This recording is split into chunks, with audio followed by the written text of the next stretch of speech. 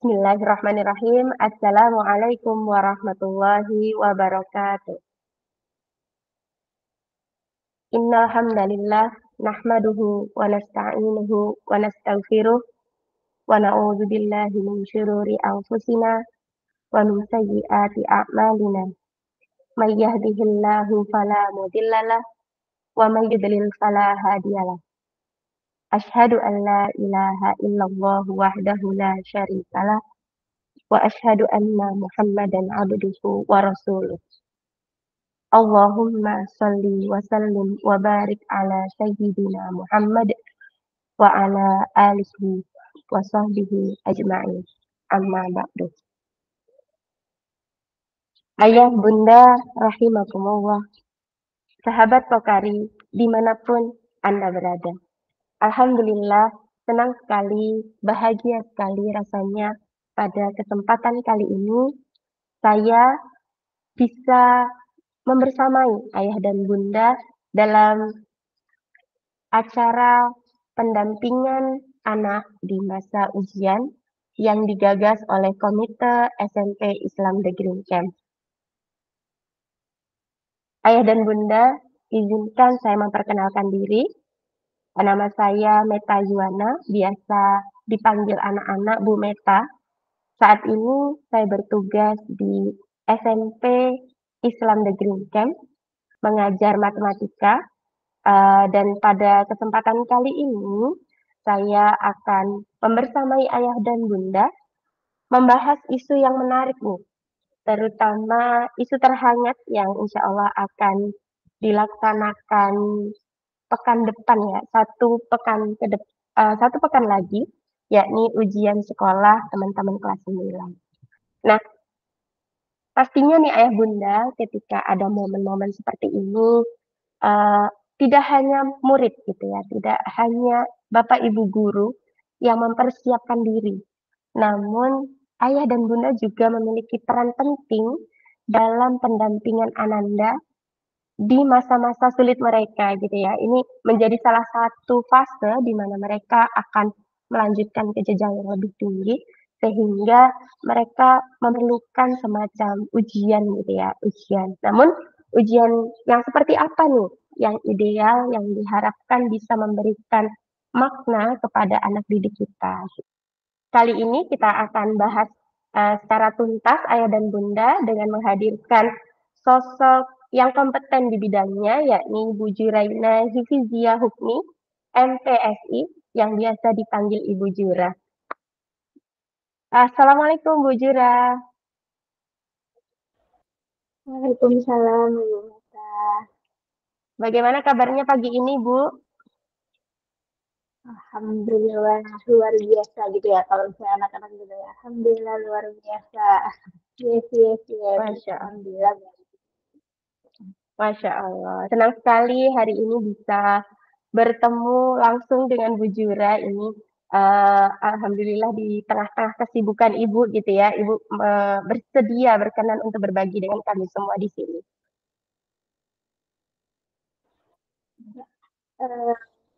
Eh, Alhamdulillah saya juga merasa senang Ibu mendapatkan kesempatan bisa sharing di sini, bisa ketemu Bu Meta hari ini gitu ya untuk kita sama-sama saling sharing nih mengenai topiknya hari ini apa ya Bu ya?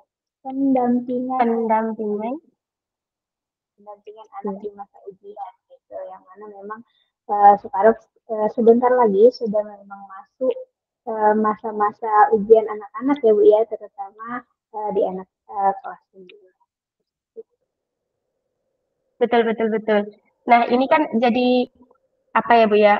Masih jadi momok ya untuk beberapa keluarga atau beberapa anak gitu ya di tengah-tengah kita. Dan sebenarnya tidak hanya The Green Camp gitu ya ayah bunda yang membahas hal-hal semacam ini, namun eh, pihak-pihak lain ya seperti BPMP dari Kepri pun sudah menghimbau gitu ya, menghimbau memberikan arahan gitu ya kepada ayah dan bunda semua untuk bagaimana sih cara pendampingan anak ketika ujian seperti itu.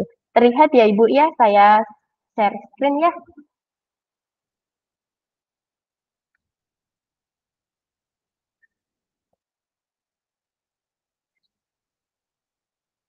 Oke, baik. Jadi, eee, kita juga berusaha gitu ya, kita dari The Green Camp juga berusaha untuk mengajak ayah dan bunda, eee, mempelajari gitu ya, bagaimana sih tips-tips ketika akan mendampingi Ananda ujian, terutama Ananda ini sedang berada di fase-fase SMP yang masa-masa galau ya Bu ya, masih antara iya iya, enggak gitu. Menurut psikologi sendiri nih Bu ya, sebenarnya anak SMP itu fasenya sedang seperti apa sih Bu? Oke. Kalau kita berbicara anak SMP ya Bu ya, ini kan masa-masa memang kalau kita lihat dari perkembangannya ini adalah masa-masa anak mencari jati dirinya, mencari identitas dirinya gitu ya. Mencari tahu apa sih yang dia mau, apa sih yang dia inginkan ke depannya gitu. Yang memang kalau misalnya kita lihat nih gitu ya, eee kasusnya gitu, banyak anak kok yang masih labil, banyak anak kok yang hilang-hilangan, yang ngambek kan gitu. Nah itulah memang, ini masih fasenya, karena dia masih di fase mencari tahu apa sih yang dia inginkan, mau dibawa kemana sih dirinya, gitu. Betul betul betul, sepakat sekali Bu. Jadi mereka ini sedang berada di fase pencarian jati diri seperti itu ya Bu ya? Heeh, baik. Sebelum lanjut nih ayah bunda, Bu Meta coba bacakan dulu profil dari Bu Juraina Hifizia Hukmi. Jadi beliau adalah lulusan S2 Magister Profesi Psikologi Peminatan Pendidikan dengan beberapa pengalaman selama menjadi mahasiswa. Masya Allah nih Bu ya, berarti selama dari mahasiswa gitu sudah terjun langsung ke dunia anak-anak ya sebenarnya. Iya Ibu, alhamdulillah karena kebetulan kan jadi S2 profesi gitu, jadi memang langsung terjun turun mendampingi anak-anak gitu, mulai dari tingkat TK, SD, SMP, SMA bahkan ke perguruan tinggi. Gitu. Masya Allah. Baik, baik, baik. Di sini juga tertulis pernah menjadi tim observer Mukti pada kegiatan art terapi siswa SLB sehingga mengasah kemampuan pengamatan menjadi lebih baik. Saya juga pernah menjadi konselor pada beberapa platform psikologi untuk terus mengasah kemampuan konseling yang saya miliki. Masya Allah. Ini insya Allah eh, kami bertemu Bu Jura hari ini memberikan manfaat ya untuk kita semua sebagaimana guru, sebagaimana orang tua nanti yang akan membahas terkait pendampingan Ananda di masa ujian seperti itu. Baik Bu Jura, kita lanjutkan. Sebenarnya nih Bu Jura, kalau kita telisik lebih dalam gitu. Bagaimana sih peran ideal para parents gitu ya, peran ideal parents dalam menghadapi persiapan Ananda saat ujian sekolah? Untuk uh, Bujura dipersilahkan untuk menjawab. Oke. Nah, berarti kan tadi kalau misalnya kita lihat pertanyaannya ya, gitu ya, pertanyaan dari Bu Meta adalah bagaimana sih peran ideal orang tua gitu dalam mendampingi anaknya mempersiapkan bahkan pada saat masa ujiannya gitu ya Bu ya. Nah, eh, kalau misalnya kita berbicara peran ideal nih Bu, gitu. Peran ideal ini sebenarnya kuncinya atau jawabannya cuma satu kata sih Bu gitu.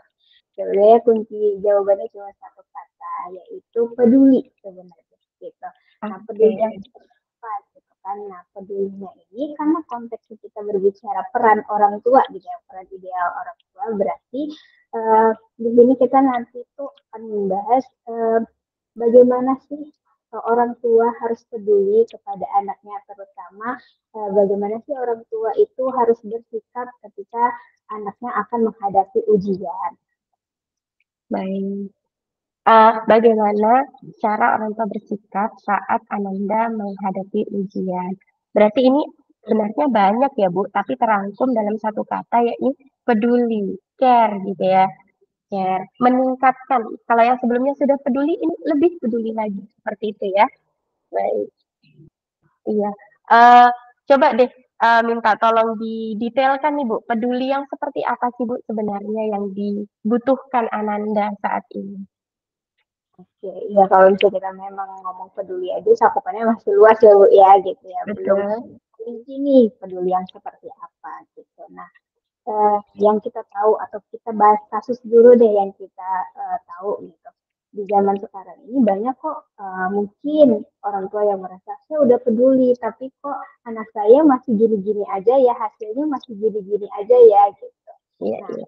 ini kita mungkin di sini harus menyamakan persepsi dulu ya Bu Nita ya gitu. Peduli ini peduli yang seperti apa? Pedulinya itu bukan hanya peduli yang hanya oh orang tua melihat anak belajar, oke, berarti dia sudah peduli. Tidak hanya seperti itu ternyata ayah bunda gitu. Ternyata kata peduli di sini maknanya itu adalah kita benar-benar apa ya? Kita benar-benar full time gitu. Kita bukan full time juga, kita benar-benar eh, apa ya? Membersamai gitu ya. Membersamai gitu ya, membersamai anak kita gitu pada saat proses belajar di rumah atau mempersiapkan dirinya untuk ujian gitu. Mm-mm, Jadi mm-mm. juga ternyata itu kita bisa kelompok-kelompokkan lagi nih pedulinya itu peduli dalam ranah apa gitu.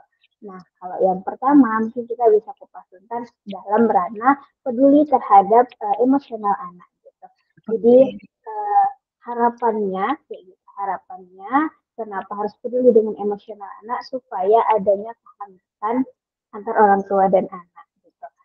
Supaya orang tua peka nih terhadap apa yang dirasakan anak supaya anak juga semakin merasa nyaman kayak gitu semakin merasa aman kenapa uh, sekarang timbul pertanyaan gitu ya Bu Mika kenapa sih anak harus merasa aman gitu karena ternyata rasa aman ini merupakan uh, salah satu dasar gitu ya untuk anak itu mampu menguasai pembelajarannya kayak gitu Betul, jadi betul. gitu. Jadi memang sesuai kalau misalnya tadi kita bahas tentang perkembangan anak gitu ya. Nah, kalau misalnya di kognitifnya anak itu kan sudah di masa mampu berpikir secara logis, mampu berpikir secara abstrak, idealis, kayak gitu kan. Jadi di tahap ini anak tuh suka mencari tahu hal-hal yang baru seperti itu. Nah, ketika anak-anak suka mencari hal-hal yang baru gitu, mencari tahu hal yang baru, nah ketika dia merasa adanya rasa aman nih di keluarganya seperti itu ya. Nah, anak-anak itu akan berani untuk mengeksplor gitu, untuk mengeksplor lebih jauh apa yang ingin dia ketahui tersebut gitu sehingga uh, ketika dia belajar dia juga tidak merasa takut gitu, tidak merasa Mm-mm. tertekan gitu. Nah, sehingga nantinya bisa menghasilkan prestasi yang tinggi tadi gitu. Mm-mm, mm-mm. Nah, juga kalau misalnya di emosional ini gitu, kalau misalnya ada kehangatan di dalam keluarga itu kayak gitu, atau ada perasaan peka antara orang tua dengan anak gitu, orang tua itu biasanya lebih bisa memanage perasaan cemasnya gitu, karena kita tahu kalau misalnya anak yang ujian nih ya Bu ya gitu, bukan Mm-mm, mm-mm. gitu, ternyata orang tua ikut cemas loh gitu, ada Betul, beberapa betul, betul. cemas gitu ya Bu ya, di Iya, lapangannya iya, begitu. betul, betul. Betul, betul. Sepakat sih. Hmm. Gini ya Bu ya, berarti di poin pertama ini tadi yang saya tangkap itu bonding ya, bonding antara orang tua dan anak itu harus erat gitu. Dimana eh, saya sebagai guru juga pernah mendapati fenomena bahwa anak yang sudah nyaman dari rumah itu bisa lebih optimal ketika di sekolah seperti itu. Jadi tadi sejalan dengan apa yang Bu Jura sampaikan bahwa anak-anak bisa lebih fokus dan menangkap materi lebih baik seperti itu ya Bu ya. Iya, benar sekali itu karena dia tidak merasa takut gitu ya karena dia Mm-mm, merasa mm-mm, mm-mm. yang dia lakukan tuh positif hanya mencari tahu hal-hal yang ingin dia ketahui gitu dan orang tua Mm-mm. juga menjelaskan itu jadi dia lebih enak mengeksplor ilmu-ilmunya gitu jadi dia tidak Betul. takut ketika di sekolah gitu. Mm-mm. Betul, betul, betul. Nah, ini kan peduli terhadap emosional anak. Ini kan berarti kan berlangsung di rumah gitu ya, Bu ya. Hal kecil apa sih, Bu, yang membuat anak itu merasa nyaman, tenang gitu? Apa sih yang diharapkan anak itu sebenarnya dari orang tuanya? Mungkin kalimat-kalimat kayak sudah makan atau belum? Kayak diperhatikan gitu ya. Tadi di sekolah belajar apa? Kayak gitu. Mungkin ada contoh lain dari Bu Jura. Nah, sebenarnya yang disampaikan Bu Meta tadi sudah salah satu bentuk peduli terhadap emosi.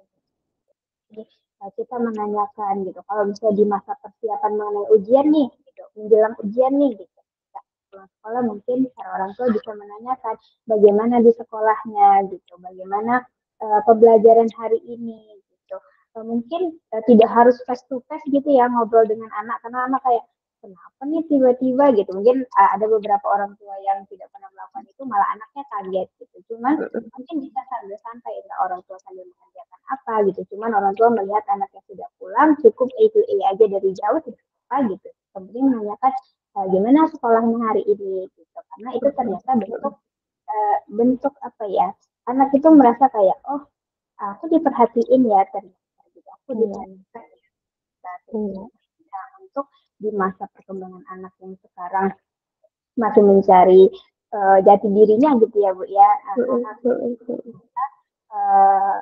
uh, apa ya sangat penting gitu untuk anak terutama untuk ketika dia akan apa ya memasuki masa ujiannya gitu ujian sekolahnya dia merasa kayak oh ternyata orang tuaku peduli ya sama diriku menanyakan. Nah, atau yang misalnya pada saat di kondisi ujiannya nih Bu, ini kan kok tadi kita berbicara tentang persiapan ujiannya gitu ya. Kalau pada Ya. saat masa ujian, minggu ujiannya nih gitu. Nah, seperti yang kita bilang, kita bicarakan tadi kan bahwa kadang ada orang tua yang merasa cemas gitu ya Bu ya, Iya, gitu. iya, betul, betul. Gitu. Nah, orang tua ini bisa uh, apa ya merepress dulu atau mengelola kecemasannya gitu sehingga tidak menjadikan anaknya itu sebagai target oh anaknya harus nilai segini oh dia harus belajar seperti itu karena ternyata itu bisa membuat anak merasa semakin tertekan kayak gitu. Oke, baik. Berarti itu penting juga ya, Bu Jura ya. Jadi orang tua itu perlu memanage dirinya sendiri dulu ya sebelum ke anak ya. Ini saya sebenarnya cemas nih. Ini anak saya mau ujian nih gimana kok nggak belajar-belajar ini misal kayak gitu ya. Eh, eh, Sebaiknya seperti apa nih Bu? Cara mengontrolnya seperti apa sih harusnya gitu baiknya. Oke, nah sebenarnya kan kalau yang kita lihat kecemasan-kecemasan itu kan karena adanya perbedaan antara idealnya dengan realitanya gitu ya Bu ya mungkin Oh, oke. orang tua melihat anaknya tidak belajar gitu padahal targetnya Mm-mm. dia ingin anaknya nilainya segini sehingga merasa cemas Betul, sendiri gitu. betul. Itu juga kalau misalnya ditanya gimana sih cara mengelolanya. Nah, cara mengelolanya itu kita harus mengontrol pikiran kita tadi gitu.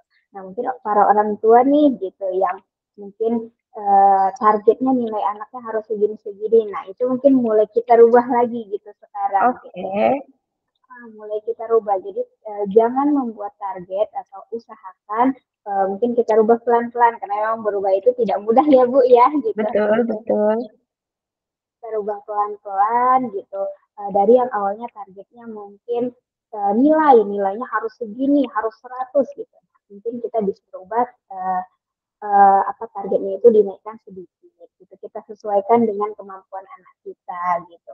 Paling tidak ada proses yang dilaluinya, ada perkembangan kayak gitu dari proses itu gitu. Jadi tidak tidak plek ketiplek hasil anak harus tinggi nih gitu karena secara tidak sadar itu juga yang membuat timbulnya rasa cemas kayak gitu. Oke, oke, baik, baik. Berarti tadi kalau yang saya tangkap ya dari Bu Jura, pertama, kenapa parents itu cemas? Karena adanya perbedaan antara angan-angan, keinginan, ya target-target dengan realita yang ada di lapangan. Nah, salah satu cara untuk meredam itu adalah merincikan ya, Bu, ya, merincikan penyebabnya cemas itu apa sih? Benar nggak ya karena itu gitu ya? Kalau memang karena itu, berarti orang tua harus refleksi dulu ya, refleksi ke dirinya sendiri dan ke anaknya. Pastinya di proses refleksi itu ada diskusi ya dengan ananda ya, kayak, nah sebenarnya kamu lebih suka mata pelajaran apa sih gitu. Di mata pelajaran ini pengennya dapat nilai berapa sih gitu ya Bu ya. Ya, benar sekali Bu, gitu. Jadi memang salah satu evaluasinya itu ya dengan cara diskusi dengan anak-anak tadi kayak gitu. Jadi Mm-mm, mm-mm, target yang dibuat itu adalah target-target berdasarkan hasil diskusi antara orang tua dengan anak supaya mm-mm, anak tidak merasa tertekan dengan target yang eh, terlalu tinggi dibuat orang tua misalnya gitu dan orang tua juga tidak merasa cemas yang berlebihan gitu karena target betul. buat berdasarkan hasil diskusi dengan Mm-mm, anaknya nih gitu sudah sesuai dengan kondisi anaknya nih gitu. mm-mm, mm-mm. Kalau di istilah kurikulum merdeka itu kan di pembelajaran berpusat pada murid gitu ya Bu. Kalau ini berarti berpusat pada anak gitu ya. Ujian ini berpusat pada anak. Ini ujiannya anak-anak nih Bunda. Bunda tugasnya menjadi fasilitator seperti itu ya. Iya benar sekali gitu karena kan Mm-mm, ya, menjalani anak-anak ya Bu Meta ya mm-mm, mm-mm, yang di lapangan itu ya tahu anak-anak yang ngerasain anak. Jadi memang di sini peran orang tua itu hanya sebagai pendukung, sebagai fasilitator gitu untuk mengarahkan anaknya harus bagaimana gitu mm-mm. supaya nanti hasilnya itu lebih optimal. Oke, sepakat deh. Baik, jadi seperti itu ya Bunda Ayah ya. Ada gambaran baru nih dari Bu Jura, dari hasil diskusi kita semua. Ayah dan Bunda yang punya kendala mungkin ada studi kasus tertentu di rumahnya gitu ya. Yang unik-unik boleh ditulis di kolom komentar ya Bu ya. Nanti insya Allah kita jawab gitu. Oke, eh, lanjut nih Bu, masih di masalah peduli tentang emosional anak, kemudian bundanya cemas, anaknya juga harus seperti apa. Tadi kan ada proses diskusi nih Bu ya. Pastinya dalam proses itu eh, ada titik temu yang harus didapat gitu ya. Misalnya, oh Bunda punya keinginan nih ke anaknya. Boleh nggak sih sebenarnya Bu? Masih boleh ya untuk Oke. menyampaikan keinginan gitu. Terus anak juga punya target tertentu. Bagaimana sih cara menengahi gitu Bu, biar mendapatkan win-win solution untuk ini? Silakan Bu. Nah, untuk dapat win-win solution ini memang mungkin tidak mudah ya gitu, apalagi orang tua dengan anak kayak gitu. Memang tidak bisa dipungkiri orang tua bagaimanapun pasti akan ada perasaan ini anakku gitu. Betul. Harus ada ekspektasi tinggi memang terkadang dari orang tua terhadap anaknya. Nah, Mm, uh, seperti yang kita sampaikan tadi bahwa harus ada diskusi gitu ya Bu ya gitu. mm, Harus ada diskusi untuk membicarakan target antara orang tua dengan anak. Nah, caranya bagaimana supaya dapat win-win solution? Nah, dua-duanya ini harus menurunkan ego masing-masing dulu gitu. oke. Oke, mungkin kalau misalnya anak sedikit sulit ya kita turunkan egonya karena dia juga masih dalam tahap pencarian identitas dirinya. Jadi Mm, masih lama. mm, Tapi kita mungkin sebagai orang tua bisa nih menurunkan ego. Karena kan ini tujuannya adalah untuk jalan terbaik gitu ya. Bukan untuk apa ya untuk memenuhi ekspektasi kita sebagai orang tua kayak gitu kan karena kan memang tujuan akhirnya pasti ingin yang terbaik untuk anak gitu jadi memang sebagai orang tua harus diturunkan dulu egonya seperti itu mm, oke mm. kalau misalnya Ibu tanya tadi, boleh tidak sih orang tua menyampaikan target ini sangat boleh gitu, karena ini kan forum konteksnya adalah diskusi gitu, forum diskusi gitu ya. Jadi memang boleh orang tua menyampaikan, misalnya menyampaikan kepada anaknya, misalnya, nak, ibu pengen deh gitu, kalau misalnya kamu itu nilai segini, kayak gitu. Atau target kamu tahun ini dinaikin jadi segini, kira-kira bisa tidak? Nah, kita tetapi itu kita sampaikan dengan baik kepada anak kayak gitu ya. Nah, dan kita harus menerima juga setiap tanggapan yang disampaikan atau pernyataan yang disampaikan oleh anak. Misalnya anak menyampaikan, "Ma, tapi aku matematika nggak suka," kayak gitu. "Ma, tapi aku tuh stres kalau belajar matematika," gitu. Nah, oke.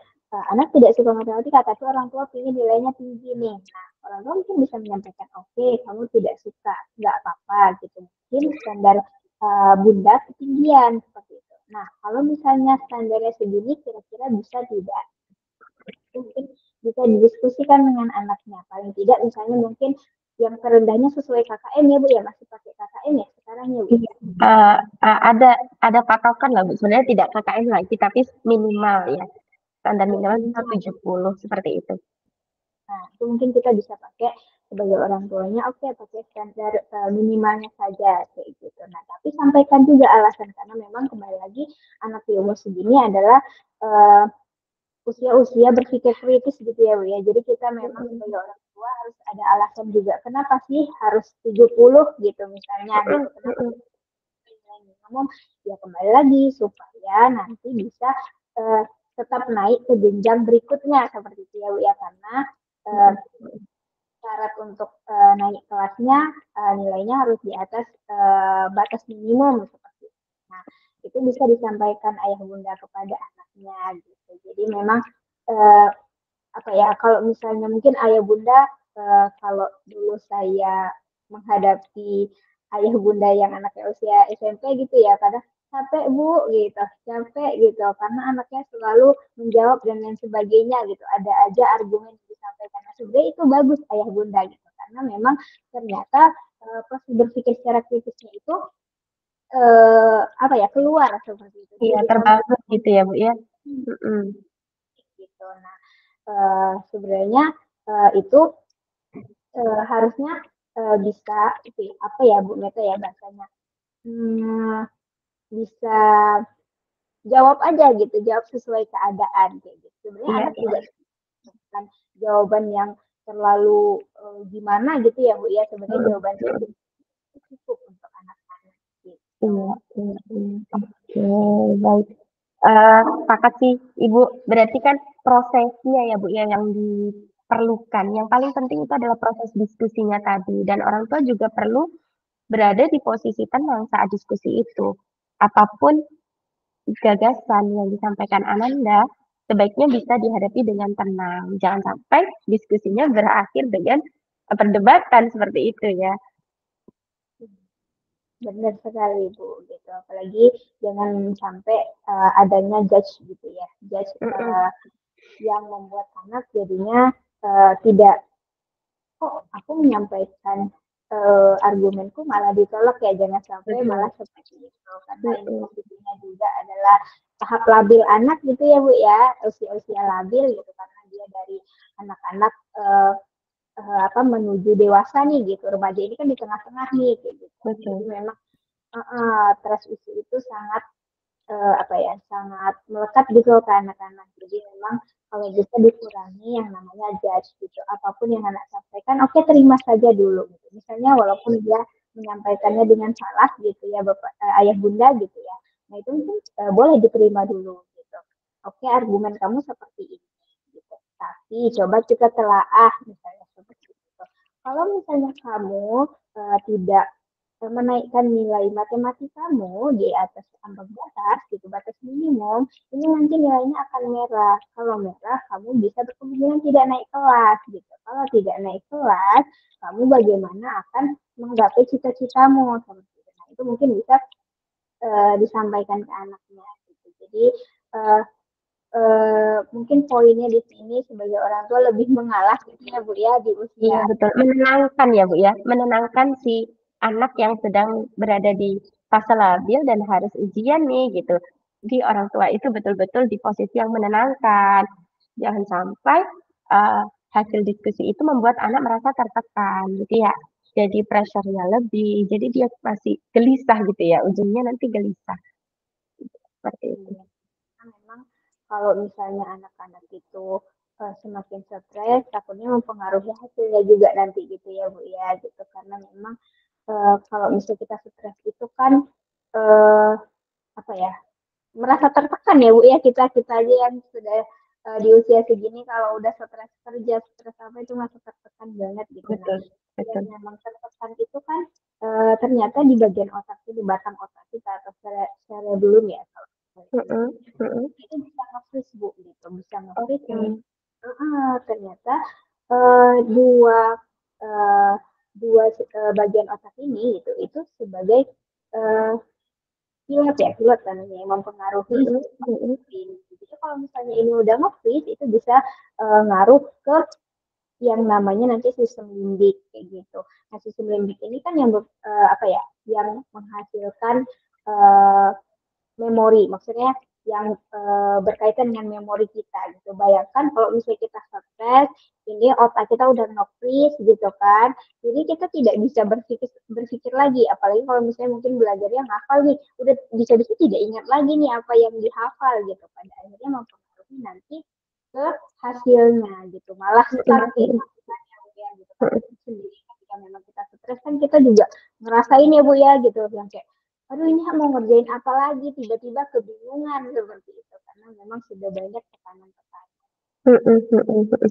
Oke, eh, kalau secara sederhananya Bu, mungkin yang dinamakan nge-freeze sedang otak kita sedang nge-freeze itu mungkin yang bisa diamati secara sederhana, mungkin tiba-tiba anaknya suka ngelamun gitu ya, Ya, termenung, atau seperti apa nih Bu yang bisa kita temukan sehari-hari? nah, yang bisa kita temukan sehari-hari itu misalnya salah satunya memang tadi bisa jadi dia ngelamun, kayak gitu kan, bisa jadi dia bengong, atau dia menjadi kalang kabut nih Bu, kayak apa ya Mm-mm, yang mau dikerjain gitu, ini mau mm-mm, ngapain ya gitu. Terus mm-mm. yang kayak kalau kondisi ujian mungkin ya Bu, ini jawabannya apa ya gitu, kayaknya kemarin tuh udah ngafalin nih gitu. Iya, iya, iya, iya. Ya gitu, apalagi mungkin kalau di zaman saya kali ya Bu ya, kalau zaman saya kan memang pembelajarannya masih pembelajaran yang ujiannya itu ngafal gitu ya Bu ya. Jadi yang kayak, oh ini kemarin tuh dihafalin, apa ya jawabannya gitu. Tiba-tiba itu hilang gitu, apa yang Tiba-tiba dihafalin. hilang. Hmm. Nah, ternyata itu mempengaruhi kalau misalnya memang kita terlalu stres gitu ya menjelang ujian, terlalu tertekan gitu. Kembali lagi mungkin dipaksa belajar nih gitu. Misalnya salah satunya karena dipaksa belajar mungkin bisa juga sih gitu. Karena eh, anak misalnya udah stuck nih misalnya gitu cuman karena kembali lagi misalnya orang tuanya udah cemas nih cemas duluan belajar belajar gitu kamu harus belajar ini anak yang kayak sebenarnya sudah capek di sekolah kayak gitu kan terus juga sudah belajar sebenarnya cuman tidak terlihat orang tuanya misalnya gitu disuruh belajar lagi itu kan merasa terpaksa dan pada akhirnya tertekan ya Bu ya gitu nah ini itu tadi bisa membuat dia stres yang mempengaruhi hasilnya gitu. Berarti Bu, langkah terbaik nih, misalnya anak kita kok udah agak bengong-bengong gitu di rumah. Kayaknya ayah bunda perlu beliin es krim dulu kali ya ini ya. Diajak rileks dulu gitu ya. Oke, nah kalau misalnya memang eh, apa anak kita tadi sudah nge-freeze gitu ya Bu, kelihatannya sudah nge-freeze. Nah, mungkin ayah bunda bisa kalau kita ikutin yang disampaikan Bu Meta gitu ya membelikannya es krim itu mungkin boleh juga gitu. Boleh diterapkan gitu ya. Nah itu sebagai bentuk misalnya reward gitu karena dia sudah belajar kayak gitu kan. Karena dia sudah berusaha kayak gitu.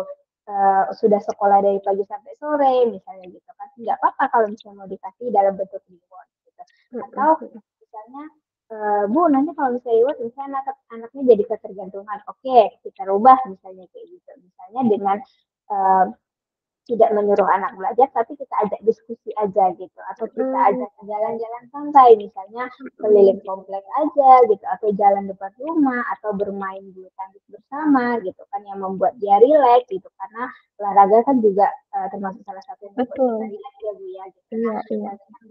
olahraga kita mungkin bisa sambil cerita dengan anak kita kayak gitu kamu udah capek belajar ya gitu tadi belajar apa gitu nah, itu mungkin bisa diterapkan gitu kan paling tidak mungkin tidak memaksa anak belajar gitu cuman kan dia tetap recall nih apa yang sudah dia pelajari. Betul, betul, betul. Jadi kesimpulannya Bunda dan Ayah terkait peduli tadi memang harus peka gitu ya Bu ya. Kapan nih anak saya udah mulai nge-freeze, kapan anak saya masih semangat gitu ya. Kapan saya harus membantu merecall dengan obrolan santai atau dengan yang lain seperti itu. Iya. Nah itu sih Bu kalau misalnya yang peduli yang barusan apa ya tadi kita bahas tentang peduli yang emosional ya Bu ya gitu. Betul, betul, betul, betul. Iya, secara garis besar Ibu yang peduli pertama ini ya, poin pertama peduli ini, eh, orang tua itu juga perlu menyampaikan sebenarnya goals akhirnya itu yang diharapkan ayah bunda seperti apa. Terlepas dari nilai gitu ya.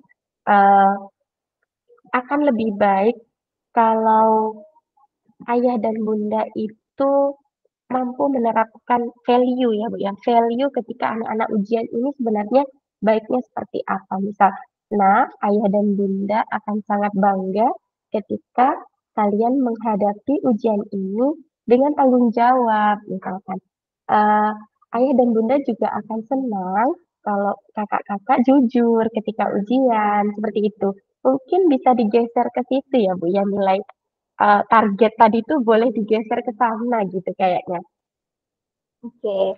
Nah, sebenarnya kan kalau misalnya kita menyusun target gitu ya, target itu kan sebenarnya tidak hanya nilai, benar sebenarnya yang disampaikan oleh Weta tadi gitu ya.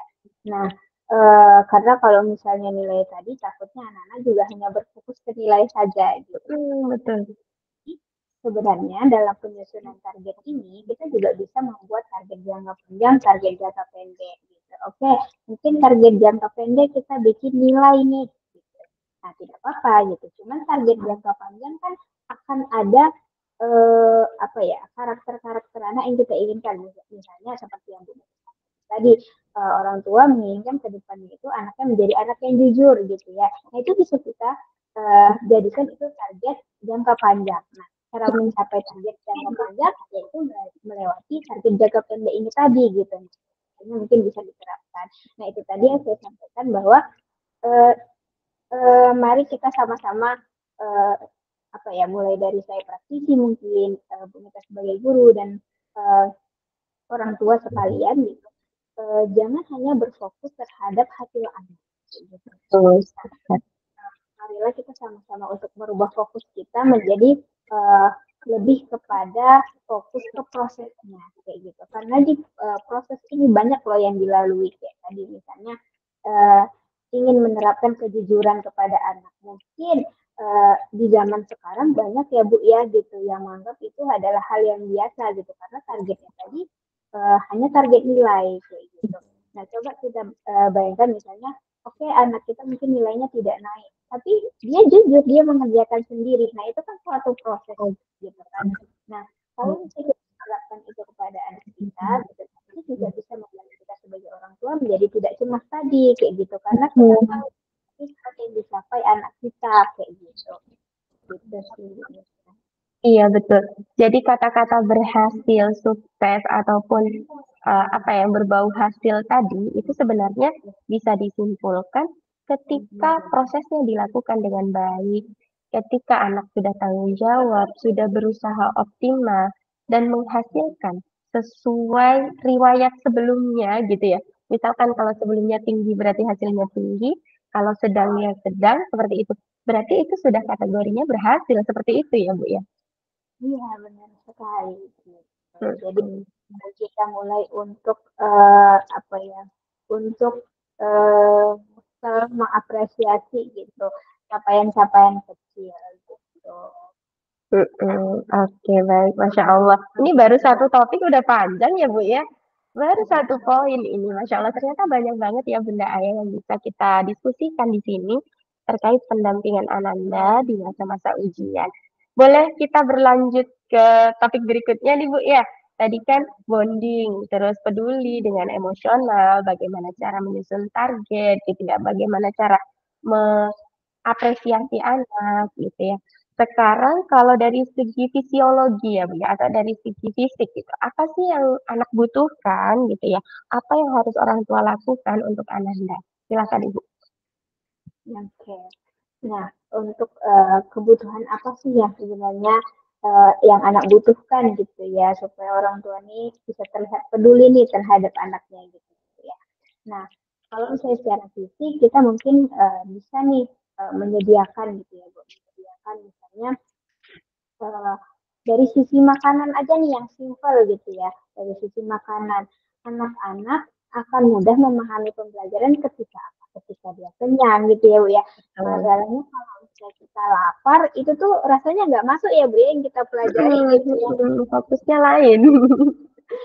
Lain gitu karena eh, apa lebih fokus ke arah aduh perut bunyi dan lain sebagainya. Betul. Mm-mm. Jadi memang kalau misalnya kita berbicara fisiologis, mungkin yang pertama ayah bunda bisa membantu untuk memenuhi kebutuhan pangan anak-anak gitu. Apa sih misalnya menjelang ujian nih gitu ya, apa sih makanan-makanan yang bisa meningkatkan kemampuan berpikir anak, misalnya meningkatkan daya ingat anak gitu ya, Bu Meta ya gitu, entah itu proteinnya yang ditambah gitu, atau memang karbohidratnya apakah mungkin gitu, atau vitamin-vitaminnya. Nah itu disesuaikan dengan anak-anak gitu. Nah itu juga dari sisi makanannya Bu Meta. Betul, betul. Jadi dengan kita menjaga asupan ya, asupan yang dikonsumsi Ananda, harapannya Ananda juga terjaga kesehatannya nih Bunda Aya. Jadi selama persiapan ujian, selama pelaksanaan ujian, Ananda akan selalu berada di kondisi fit gitu ya Bu ya. Termasuk tidur malamnya mungkin ya Bu ya, waktu Sekali. tidurnya gimana tuh Bu? Nah, kalau misalnya tadi kita berbicara tentang pangannya gitu, ternyata tidur juga mempengaruhi salah satu yang membuat badan kita fit gitu ya, salah satu yang mempengaruhi kesehatan fisik kita juga gitu. Dan tidur ini juga ayah bunda gitu, ayah bunda bisa bantu untuk mengontrol jam tidur anak. Oke. Misalnya saya tidak salah di Indonesia ini kan jam tidur para pelajar itu uh, 8 jam ya Bu ya kalau nggak salah gitu. Lebih kurang 8 jam. Pulang 8 jam. Nah, itu mungkin ayah bunda bisa bantu ingatkan para anak-anaknya gitu untuk kapan jam tidurnya, kapan jam bangunnya. Nah, itu juga kembali lagi bisa didiskusikan dengan anaknya gitu supaya anak bisa paham apa sih sebenarnya kenapa sih harus tidur 8 jam gitu ya, kenapa sih harus tidur diatur-atur gitu supaya anak-anak juga paham gitu. Jadi tidak ada yang namanya pemberontakan gitu ya karena kan Betul. Bu anak kalau saya nih Bu Meta sering dengerin kayak Bu anak saya tuh nggak mau dengerin saya kalau saya ngomong kayak gitu ya. Nah itu mungkin bisa salah satunya karena ini gitu karena yang orang tua tidak mendiskusikan sebenarnya gitu. Jadi jam tidur juga harus dikontrol ayah bunda makanannya harus dikontrol juga. Nah ternyata satu lagi ada juga nih Bu Meta gitu ternyata satu lagi itu suasana belajarnya gitu. Oh, Masya Allah, ada lagi nih. Jadi suasana belajar di rumah itu juga harus diperhatikan oleh ayah bunda gitu. Diperhatikan bukan hanya apakah anak apa ya punya meja belajar yang bagus, habis itu punya buku-buku yang bisa dipelajari. Ternyata bukan hanya sebatas itu saja gitu. Jadi hmm, memang eh, kebutuhan apa ya kebutuhan belajar anak tadi itu eh, salah satunya itu adalah mengenai apakah anak nyaman nih kalau belajar di rumah ada suara gitu. Oh Nah, iya. Terkadang ada yang sukanya di kondisi yang sunyi gitu ya, sendiri. Seperti itu ya, Bu ya. nah, itu juga orang tua harus paham gitu. Bagaimana sih sistem belajar anak gitu. Suasana belajar apa nih yang anak suka. Jadi tidak hanya suasana lingkungan yang kayak harus ada meja belajar, kursi belajar, tapi juga suasana dari suasana kondisi yang anak butuhkan untuk belajar itu yang seperti apa. Nah, itu juga harus diperhatikan.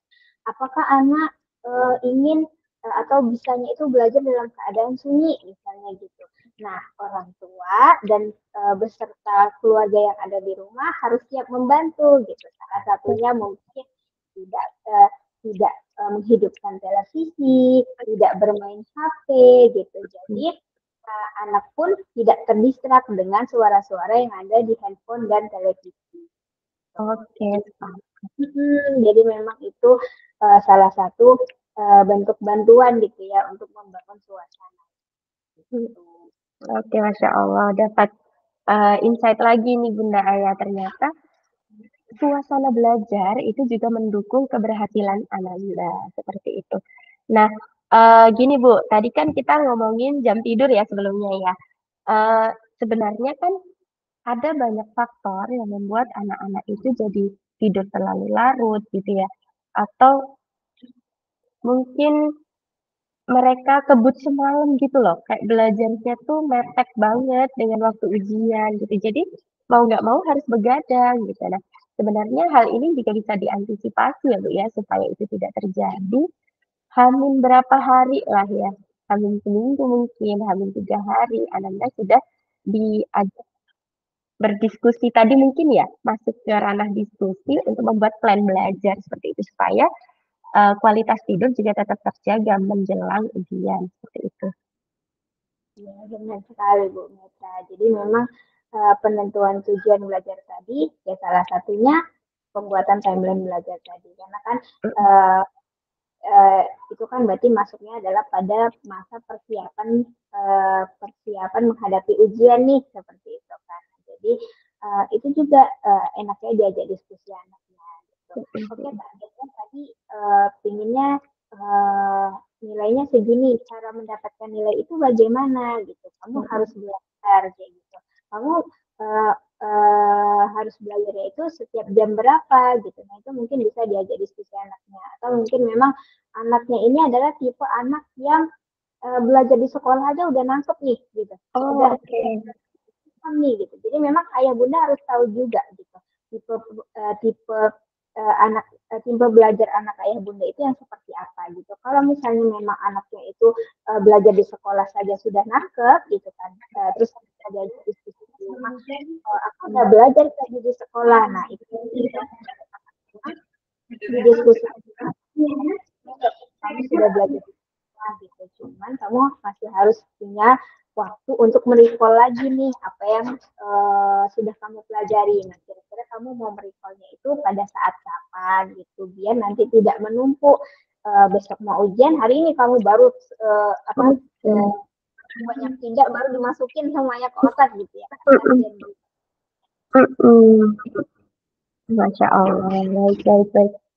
Terus sekali nih Ayah Bunda pembahasan kita kali ini. Eh, jadi sudah ada 2 poin ya Bu tadi yang kita bahas. Ada peduli terhadap emosional dan peduli terhadap fisiologi anak seperti itu. Kira-kira ada lagi nggak sih Bu yang mempengaruhi eh, pendampingan anak ini ya, ya? Apa yang harus dilakukan selama pendampingan anak Anda ini selain 2 poin tadi ya? Sebenarnya memang yang terpenting itu 2 poin ini ya Bu Neta. 2 poin ini memang yang harus uh, apa ya diterapkan nih oleh ayah bunda terhadap anak. Gitu. Tapi mungkin memang bisa kita sisipkan satu nih. Gitu. Jangan lupa untuk menghargai setiap proses yang sudah anak lakukan. Gitu. Memang tadi sudah sedikit banyak kita singgung ya Bu Neta ya. Gitu. Nah di sini menghargai setiap prosesnya yaitu memang ketika uh, anak bercerita tadi gitu, kembali lagi sebenarnya ke emosional tadi gitu. Kalau misalnya anak sudah bercerita gitu kan bahwa dia di sekolah belajar ini, maka uh, apa ya kita sebagai orang tua itu bisa merespon dengan Masya Allah ternyata kamu sudah belajar dengan dia Tiana di sekolah gitu, ternyata kamu sudah melakukan ini ya. Jadi pujian-pujian itu juga tidak apa-apa untuk disampaikan kepada anak gitu, karena agar anak merasa kayak oh apa ya aku dihargai nih gitu, oh yang ku yang ku sampaikan ternyata apa tidak apa ya tidak dijudge nih, kembali lagi judge tadi gitu ya, karena memang ketika anak merasa kayak dihargai gitu ya Bu ya, ternyata itu juga mempengaruhi gitu, mempengaruhi bagaimana motivasi dari dalam dirinya gitu. Secara saya pernah membaca penelitian secara tidak langsung ketika dia merasa dihargai, itu kan berkaitan dengan emosional tadi ya, maksudnya ketika memang hubungan antara orang tua dengan anak itu baik gitu ya. Nah itu ternyata membuat anak itu semakin semangat belajar. Kenapa semakin semangat? Karena dia merasa percaya dengan dirinya sendiri. Karena kembali lagi karena tidak ada judge-nya tadi gitu, anak jadi enak mengeksplor apapun gitu kan. Dia percaya bahwa apapun yang kulakukan di belakangku ada orang tuaku nih gitu kan. Gitu. Jadi anak semakin terdorong untuk mencari tahu, semakin terdorong untuk belajar gitu, dan dia semakin terdorong untuk percaya terhadap kemampuan dia. Oke, alhamdulillah. Baik. Jadi dampaknya sangat besar ya Bu ya sebenarnya. Mhm mhm mhm. Masya Allah. Eee, oke, Ayah Bunda, dari 2 poin tadi semoga bisa memberikan gambaran ya kepada Ayah Bunda terkait apa sih yang harus kami lakukan gitu ya ketika anak-anak kami sedang ujian. Dan pastinya di akhir, orang tua nih, eee, bersama-sama dengan Ananda berusaha untuk meningkatkan tawakal gitu ya, Bu, ya, ikhlas dengan hasil yang nanti Allah tetapkan gitu ya. Jadi kan hasil ini sebenarnya di luar dari kuasa kita semua ya, Bu Jura ya. Heeh, yang ada di tangan kita itu ikhtiarnya tadi ya dari awal, prosesnya kita pandu, kita dampingi gitu. Namun pastinya ada hasil yang harus dibicarakan lagi nih nanti di ujung. Nah, kira-kira tips apa nih Bu Jura supaya, orang tua tetap nyaman dengan hasil yang diperoleh anak dan juga, memberikan apresiasi ataupun menenangkan apapun hasil yang diperoleh anak dengan mungkin salah satu clue-nya tawakal gitu ya, Bu, ya? Kalau menurut pandangan Bu Jura gimana nih? Oke. Ya, sebenarnya memang kembali lagi kan kalau misalnya kita sudah berbicara di awal tadi, kita sudah mengusahakan gitu ya, Gus. Kita sudah kita sudah membuat target dan lain sebagainya. Memang kuncinya setelah kita melakukan proses itu ya tawakal lagi kayak gitu. Nah, kembali lagi eh, apa ya? Hal-hal yang bisa dilakukan yang saya sampaikan tadi itu sebenarnya membantu gitu karena tidak mudah ya Bu ya untuk kita bertawakal sebenarnya gitu ya. Betul. Uh, Bahkan apalagi kalau misalnya kita udah bekerja keras hasilnya tuh tidak kok tidak maksimal itu kayak kecewanya kecewa banget gitu ya gitu. Nah, jadi kenapa saya sampaikan bahwa jangan terlalu berfokus kepada hasil tapi proses gitu. Jadi memang uh, ketika memang kita berfokus pada proses gitu, ketika memang pada akhirnya nilai anaknya tidak tinggi kayak gitu, tidak sesuai yang diharapkan, tapi kita masih bisa melihat sisi positif lainnya. Misalnya anaknya menjadi daya juangnya yang tinggi gitu, karena dia sudah Betul. berusaha gitu dari yang sebelumnya dia tidak ada usahanya, sekarang dia udah usaha gitu kan, itu kan perlu kita apresiasi gitu. Iya, sepakat. Lalu mungkin anaknya itu misalnya jadi bercerita, ibu tadi aku lupa tapi aku jadi kayak berusaha mengingat gitu, tapi aku tidak mencontek seperti itu kan. Nah itu kan sudah suatu proses yang luar biasa. Anak sudah belajar menjadi jujur gitu kan, sudah belajar untuk terus berjuang mengingat nih apa yang sudah dia pelajari seperti itu. Nah, oleh sebab itu makanya saya bilang tadi jangan berfokus kepada hasil akhirnya, tapi fokuslah terhadap prosesnya supaya tawakal yang kita lakukan juga yang apa ya Bu ya benar-benar kita pada akhirnya tuh ikhlas dengan hasil yang kita terima di akhirnya. Tidak ada rasa kekecewaan yang mendalam seperti itu. Mhm. Positif. Iya, baik. Jadi, eee, orang tua juga nanti di akhir juga masih berperan nih, Bu, ya, sampai ke hasil akhir seperti itu. Supaya, kalau memang berhasil ya diberikan apresiasi, kalau misal ada, kerikil-kerikil gitu ya, mungkin dari 10 target yang sudah di-plan-kan dari awal ada satu atau 2 yang nyangkut, berarti posisi orang tua sebagai penguat anak, seperti itu ya, Bu, ya? Iya benar sekali Bu Mita. Masya Allah, baik. Mungkin sedikit tambahan ini Ayah Bunda, tadi juga disampaikan oleh Bu Jura bahwa Ananda ini di usia remaja, di usia SMP sudah terampil berpikir logis, mulai mengarah ke pemikiran yang abstrak seperti itu. Dan sejalan juga Bu Jura sebenarnya dengan apa yang dilakukan Kemdikbud. Dahulu di zaman kita ya, Bu, ya, kurikulumnya itu sebenarnya sudah berbeda dengan anak-anak sekarang. Mungkin ayah bunda juga ya, ayah bunda dan kita semua dulu waktu masih sekolah, fokusnya kayak menghafal gitu ya, Bu, ya. Menghafal teori, menghafal rumus, menghafal ini itu gitu ya. Namun di kurikulum Merdeka ini, banyak terobosan baru yang bisa meningkatkan daya berpikir murid gitu ya, salah satunya berpikir kritis gitu ya. Dengan cara apa? Dengan cara merubah bentuk asesmennya, Bu, gitu.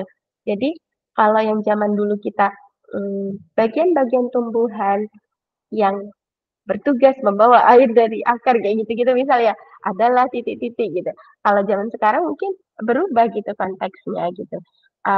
diberikan sebuah studi kasus, mungkin ditunjukkan bagian-bagian tumbuhannya gitu, dikasih nama, barulah mereka yang menganalisis seperti itu. Jadi eee, daya pikir kritisnya itu terbangun dan yang mereka perlukan bukan menghafal kayaknya ya Bu Jura ya, tapi memahami konsep, pengalaman belajar, kemudian pengalaman ketika di kelas bersama guru itulah yang paling mereka butuhkan gitu. Jadi, ayah bunda mungkin memang sedikit berbeda gaya belajarnya dengan zaman kita kayak gitu ya Bu ya. Jangan kayak, "Eh, ini kok nggak dihafalin, yang ini kok nggak ngerti?" Gitu. Padahal sebenarnya misal matematika, Bu, nanti rumusnya diletak kok di soal itu, misal kayak gitu ya, Bu, ya. Nah, ini saya temukan juga fenomenanya di ujian akhir, Bu. Kalau dulu kita ada ujian nasional, sekarang kan dirubah menjadi ANBK ya, Bu, ya, Asesmen Nasional Berbasis Komputer. Nah, di situ menurut pengalaman kami, sebagai penyelenggara di sekolah, soal-soal yang muncul, bentuknya analisis, Bu. Gitu. Jadi ada studi kasus gitu kan, diberikan rumus kalau matematika misalkan, dan anak-anak tugasnya mengaitkan informasi dengan, eee, cabang-cabang solusi yang diberikan gitu. Jadi mereka yang menentukan ini solusi terbaiknya seperti apa. Jadi yang diasah itu daya pikirnya ayah bunda. Nah, mungkin, pesan kami sebagai guru ayah bunda, Ananda dipesankan saja gitu ya, "Nak, nanti kalau baca soal yang teliti ya," gitu ya. Apapun yang disajikan dalam soal itu silakan dipahami dengan baik gitu.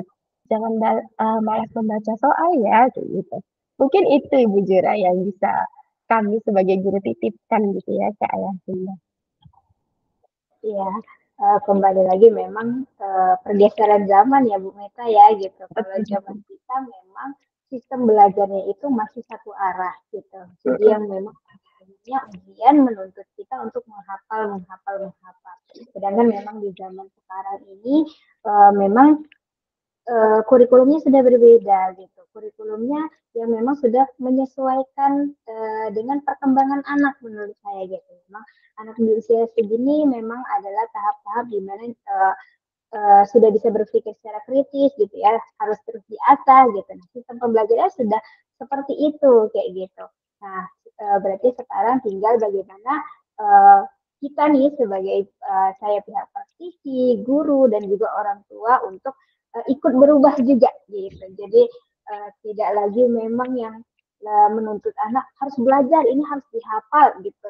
Tidak lagi seperti itu gitu karena proses belajar di sekolahnya juga sudah lebih kepada anak harus paham dulu nih dasarnya seperti itu supaya pada akhirnya anak itu uh, tidak lagi hanya tahu tapi paham gitu. Jadi mau betul. bagaimanapun, Ya. jadi mau bagaimanapun bentuk soalnya nanti gitu, anak cukup baca dengan teliti, anak mampu nih gitu untuk memahami konsep itu gitu. Itu ya Mhm. Bu Mita. Betul betul betul, sepakat Ibu. Oke, Masya Allah. Ini banyak sekali clue-clue yang tiba-tiba muncul ya, Bu ya, untuk ayah dan bunda. Jadi ayah bunda ternyata dengan sistem pembelajaran itu ada satu hal yang tidak bisa kita lupakan juga bahwa ada materi-materi diniyah yang sebenarnya tetap harus dihafal di Bujura. Karena materi diniyah ini kan tidak bisa diutak-atik ya Bu ya. Jadi khusus untuk materi diniyah memang Ananda harus menghafal, kayak menghafal ayat, menghafal hadis. Jadi tetap ada porsi di mana Ananda harus menghafal, namun untuk pengetahuan umum secara umumnya gitu ya, secara keseluruhan SMP The Green Camp sudah mengikuti pola yang dilakukan pemerintah, yakni merubah sistem soal-soalnya bergeser ke arah analisis gitu Bu Jura. Oke, jadi Iya Bu benar. Jura sebagai penutupnya seperti apa nih Bu Jura? Oke. Ya sebagai penutupnya mungkin saya menyampaikan memang apa ya dengan sudah ada bantuan pemerintah gitu ya Bu ya sudah merubah kurikulumnya semakin lebih baik lagi gitu maksudnya semakin lebih terupgrade sudah menyesuaikan dengan perkembangan anak gitu ya. Nah, harapannya orang tua juga bisa mendukung kurikulum ini gitu karena ternyata kalau misalnya kita kita telaah lagi, kita analisis gitu ya Bu ya, ternyata memang eh, kurikulum ini kan membuat anak itu bisa semakin mengasah berpikirnya secara kritis gitu ya Bu ya. Ternyata berpikir kritis ini tidak hanya cukup di sekolah aja gitu, tidak hanya manfaatnya hanya sampai di sekolah aja gitu. Ternyata kalau misalnya kita kaji lagi itu berpengaruh ke jangka panjang ayah bunda gitu. Jadi ketika anak kita sudah berpikir dengan kritis gitu, berpikir kritis dengan baik gitu, itu akan mempengaruhi kehidupannya dia di masa yang akan datang, terutama pada saat dia memecahkan suatu masalah, pada saat dia mengambil suatu keputusan gitu, dengan pemikiran yang kritis ini gitu, itu akan membantu anak kayak menjadi tahu oh aku mau mengambil keputusan ini plusnya apa minusnya apa gitu karena dia sudah punya berpikir kritis tadi gitu makanya uh, apa ya mari kita sama-sama mungkin ya Bu Eta ya gitu untuk mendukung kurikulum merdeka ini gitu walaupun memang mungkin para orang tua para guru gitu saya pun sebagai praktisi agak kaget gitu ya awalnya melihat kurikulum aduh kok ribet banget gitu ternyata sebenarnya tidak seribet itu dan ternyata memang efeknya ini jangka panjang gitu. Efeknya itu tidak hanya untuk ketika di sekolah saja tapi untuk kehidupan dia ke depannya juga berpengaruh. Iya, Masya Allah. Jazakillah khair Bu Jura. Eh, Masya Allah, saya sendiri merasakan banyak sekali insight baru ya dengan berbincang bersama Bu Jura hari ini. Semoga juga memberikan manfaat yang sama kepada ayah dan bunda di rumah. Baik, sebelum saya tutup nih Bu Jura, kami sampaikan kepada ayah dan bunda bahwa sekolah telah memberikan eh, course gitu ya, course di LMS gitu ya Bu Jura. Jadi kita ada LMS yang bisa diakses secara online di rumah gitu ya. Bisa digunakan Ananda untuk belajar, mempersiapkan diri menghadapi ujian dan ini juga bisa diakses ayah dan bunda gitu ya. Bisa menggunakan akun Ananda. Di sana sudah ada materi-materi, rincian materi yang nantinya akan diujikan Bunda Ayah. Jadi Ayah Bunda tidak perlu khawatir mana sih yang perlu kita fokuskan gitu. Masa dari kelas 7 sampai kelas 9 semuanya akan keluar misalnya seperti itu. Jadi insya Allah sekolah sudah menyediakan bahan-bahan yang bisa Ayah Bunda gunakan untuk mendampingi pembelajaran Anda di rumah seperti itu. Baik, Bu Jura, terakhir saya sampaikan jazakillah khair atas waktunya, atas ilmunya hari ini. Ayah dan Bunda juga kami ucapkan jazakumullahu khair sudah menyimak ya, sudah berkenan untuk bersama-sama kami hari ini. Semoga apa yang kita lakukan Allah berikan em, manfaat ya untuk kita semua. Eh, Baik Bu Jura, kita akhiri dengan doa penutup majelis. Subhanakallahumma bihamdika asyhadu an la ilaha illa anta astaghfiruka wa atubu ilaik. Ayah dan Bunda rahimakumullah, eh, izinkan Bu Meta dan Bu Jura memohon maaf apabila dalam pelaksanaan kegiatan hari ini terdapat beberapa ungkapan mungkin yang kurang berkenan di hati Ayah Bunda.